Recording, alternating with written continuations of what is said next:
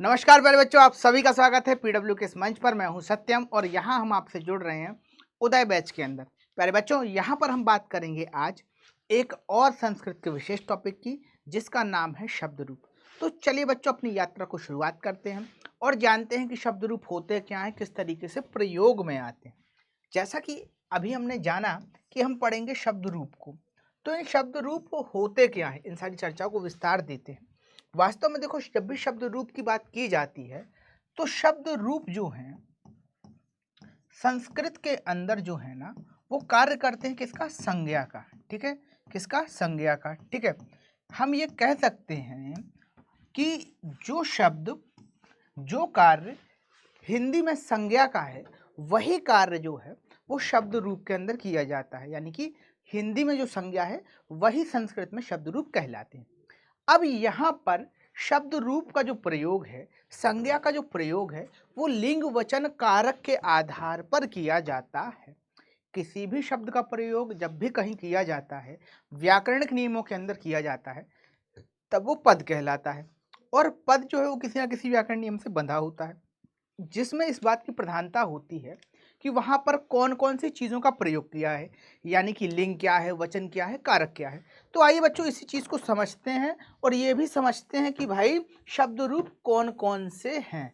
बेटा, नौवीं के अंदर ना आपको केवल तीन ही पढ़ना है। ठीक है, पहला तो पढ़ना है राम, जो कि अकारांत है। ठीक है, अब आपके जहन में आ रहा होगा कि अकारांत क्या है। बेटा, जिस शब्द का अंत ना आ के साथ हो रहा है, जैसे मैंने कहा राम, तो उसमें आ छुपा है। ठीक है, तो यहाँ पर ये क्या हो गया? अकारांत। फिर दूसरा है हरि, ठीक है, और तीसरा है भानु। ठीक है, तो इन तीन शब्दों को जो है वो आपको पढ़ना है। और सिलेबस की अगर माने तो अकारांत, इकारांत और उकारांत, तीनों जो शब्द हैं वो आपको पढ़ना है। मतलब जिसका अंत आ से हो, जिसका अंत ई से हो और जिसका अंत ऊ से हो, ऐसे तीन शब्द जो हैं वो आपको पढ़ना है। तो चलिए भैया जी, यात्रा की शुरुआत करते हैं और पढ़ने के क्रम पर आते हैं।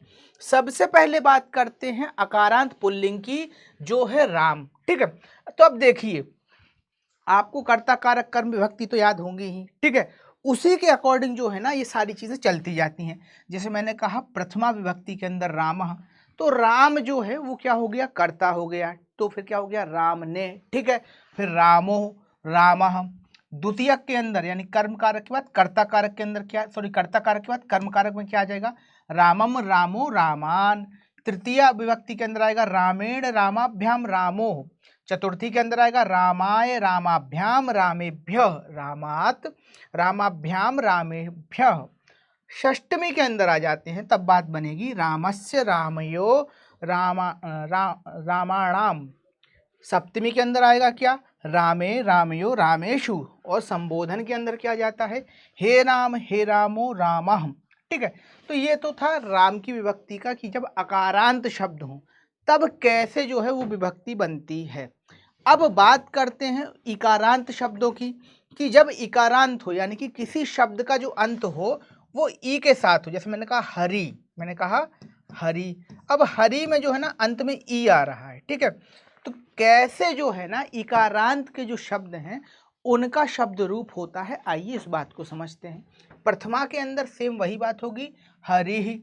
द्वितीया के अंदर क्या हो जाएगा? हरि। तृतीया के अंदर क्या हो जाएगा, यानी कि बहुवचन के अंदर क्या होगा? हरयः। जब द्वितीया की बात करेंगे तो क्या होगा? हरिम। फिर हरि, हरीन। तृतीया के अंदर क्या आ रहा है वापस? हरिणा, हरिभ्याम, हरिभिः। चतुर्थी हरये, हराभ्याम, हरिभ्यः। पंचमी हरे, हराभ्याम, हरिभ्यायाम, हरिभ्यः। षष्टमी में हरे, हरयो, हरिणाम। सप्तमी हरयो, हरये, हरयेषु। संबोधन में हरे, हे हरे, हरि, हेर्य। ठीक है, अब बढ़ते बेटा आगे और बात करते हैं आगे की उकारांत के अंदर कैसे बनेगा। देखो, अभी हमने क्या सीखा? अकारांत सीख लिया, फिर हमने सीखा था क्या? इकारांत। और अब बात करते हैं उकारांत की। तो उकारांत के अंदर जो शब्द हमें दिया गया है वो दिया गया है भानु। ठीक है, और भानु जो है इस शब्द का जो अंत होता है वो होता है ऊ के साथ। किसके साथ? ऊ के साथ। ठीक है, और इसी के कारण जो है आपकी विभक्ति में थोड़ा सा परिवर्तन आएगा। कैसे आएगा इस बात को देखते हैं। प्रथमा में क्या होगा? भानु। फिर द्वितीय में क्या हो जाएगा? भानु। और बहुवचन में क्या हो जाएगा? भानवाः। फिर द्वितीय विभक्ति के अंदर जब हम बात करेंगे तो क्या होगा? भानुम, भानु, भानुनु। फिर तृतीया के अंदर भानुना, भानुभ्याम, भानुभी। चतुर्थी के अंदर आ जाएंगे तो फिर होगा भानवे, भानुभ्याम, भानुव्यः।